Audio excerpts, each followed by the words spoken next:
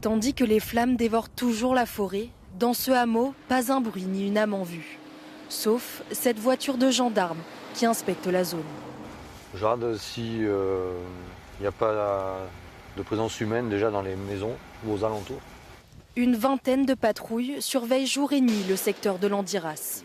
L'objectif, c'est de vraiment sécuriser les habitations, faisant le tour dès que c'est possible. Dès qu'il y a un portail d'ouvert, on rentre dans le domicile, dans la propriété. On fait vraiment toutes les fenêtres ou les portes, voir s'il n'y a pas d'effraction ou autre. Et surtout, on s'assure qu'il n'y a personne dans les habitations. Dans ces villages fantômes, le risque de cambriolage est particulièrement élevé. Portails, volets et fenêtres a priori fermés, les gendarmes préfèrent vérifier.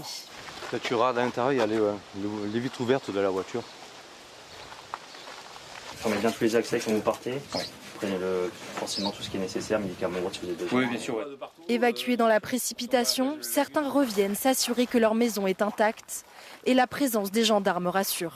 Quand on sait que le village est un peu seul, on se dit que nos maisons sont en sécurité, quoi. C'est vrai qu'on est loin, on ne voit rien, on ne sait pas. Tous les villages autour sont vides, il peut se passer n'importe quoi. Le feu est aujourd'hui aux portes de leur maison. Ils n'ont d'autre choix que de partir, en laissant tout derrière eux.